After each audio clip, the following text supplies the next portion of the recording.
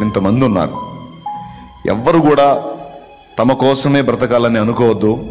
ప్రతి ఒక్కరు ఎవరికి వాళ్ళే అనుకోండి, నేను అనేకుల కొరకు బ్రతకాలి, అనేకులకు దీవెనకరంగా బ్రతకాలి, సువార్త చేయాలి. ఓకే, అది ఆత్మలను రక్షించడానికి.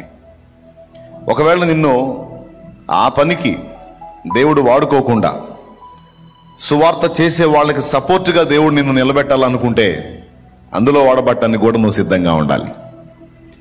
నిన్ను సువార్త పనికి దేవుడు ఆత్మ రక్షణ కొరకు నిలబెడితే నువ్వు స్త్రీవైనా పురుషుడివైనా రాజీ లేకుండా కష్టపడి ఎంతమంది నిన్ను ప్రభావితం చేయగలవో అంతమందిని నాశనం వైపు పరిగెత్తుతున్న ఆత్మల్ని దేవుని వైపు తిప్పాలి. రాజీ పడకూడదు.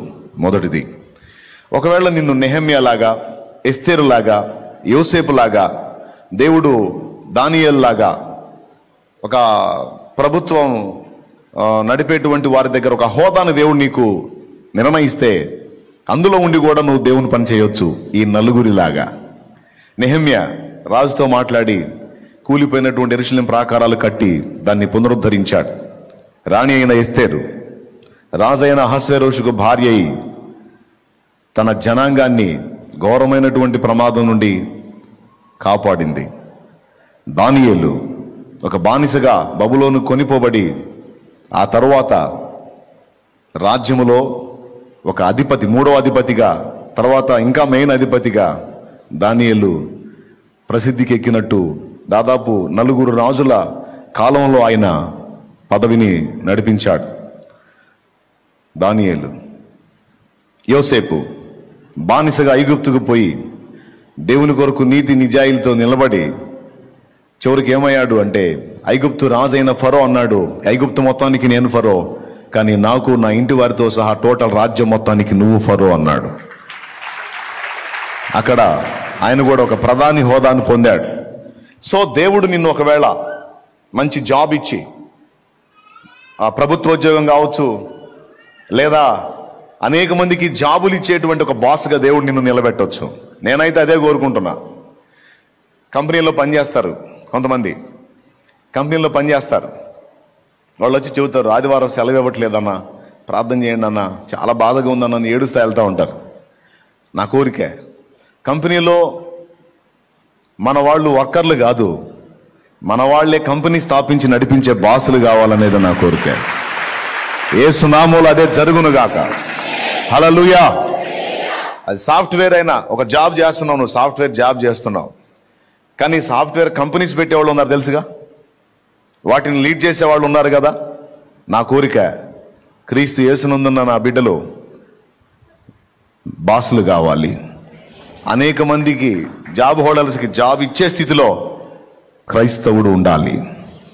అంతేకాదు ప్రభుత్వోద్యోగాల్లో, పోలీస్ డిపార్ట్మెంట్లో, రాజకీయంలో, అలాగే ఇక రెవెన్యూ డిపార్ట్మెంట్లో, ఆల్ డిపార్ట్మెంట్స్ అన్నిట్లో కూడా, ఆఖరికి న్యాయము తీర్పు తీర్చేటువంటి జడ్జి, లాయర్తో సహా మెయిన్ వాటి అన్నిట్లో కూడా నంబర్ 1లో దేవుని బిడ్డలు ఉండాలి. ఫైనల్ ముగింపు, దేవుని బిడ్డలు ఉండాలి. ఎందుకంటే సువార్త చేయడానికి మాత్రమే కాదు, అన్యాయం అయిపోతున్నటువంటి సమాజానికి న్యాయం తీర్చడానికి, అనేక మందికి మేలు చేయడానికి క్రీస్తు యేసునందు మీరందరూ కూడా మంచి మంచి హోదాలలో వర్ధిల్లాలని మనస్ఫూర్తిగా కోరుకుంటున్నాను. అంటే క్రైస్తవులేనా, ఇక క్రైస్తవేతరులు వద్దా, వాళ్ళంతా భ్రష్టు పట్టిపోవాలంటే నో నో నో. క్రైస్తవేతరులు అంటే హిందువులు కావచ్చు, ముస్లిమ్స్ కావచ్చు, ఎవరైనప్పటికీ నా దేశంలో ఉన్న ప్రతి పౌరుడు సురక్షితంగా ఉండాలి, సుభిక్షంగా ఉండాలి, వర్ధిల్లాలని మనస్ఫూర్తిగా కోరుకుంటున్నాను. అయితే మన వాళ్ళు ఎందుకు ఆ హోదాలోకి వెళ్ళాలి అని నేను కోరుకుంటున్నానంటే, దేవుని భయం ఉంటుంది కాబట్టి, వాక్యం చేత నడిపించబడతాడు కాబట్టి, ఇతరులు చేసే మేలు కంటే కూడా క్రీస్తు యేసునందున్నవాడు ఒక మంచి హోదాలోకి వెళ్ళినట్లయితే ఇంకా ఎక్కువ న్యాయం చేయగలుగుతాడని నా ఆశ. Praise the Lord. హల్లెలూయా. ఎంతమందికి అర్థమైంది? ఏమర్థమైంది? ఇందాక చిన్నోడు చెప్పాడు, కిరాయి అడగడానికి ఇంటికి వెళ్ళామని. కిరాయిలు వెతుక్కునే పరిస్థితి కాదు, దేవుని బిడ్డలు ఇప్పుడు అంతే కదండి. క్రిస్టియన్ అనగానే లేదు లేదని డోర్ వేసేస్తా ఉన్నాడు. నేను క్రిస్టియన్ అండి, హౌస్ ఇస్తారా అంటే లేదండి అని గేట్ వేసుకుని వెళ్ళిపోతూ ఉంటాడు. నా కోరిక దేవుని బిడ్డలో ఒకళ్ళ దగ్గరికి వెళ్ళి మాకు హౌస్ ఇవ్వండి అని అడిగే పరిస్థితి కాదు. అనేక మందికి తలుపులు తెరచి ఇదిగో ఇటు 3 ఇళ్ళు ఉన్నాయి, ఇటు 3 ఇళ్ళు ఉన్నాయి, రండి ఉండండి అనే స్థాయిలో దేవుని బిడ్డల్ని దేవుడు ఉంచాలని నేను కోరుకుంటున్నాను. హల్లెలూయా.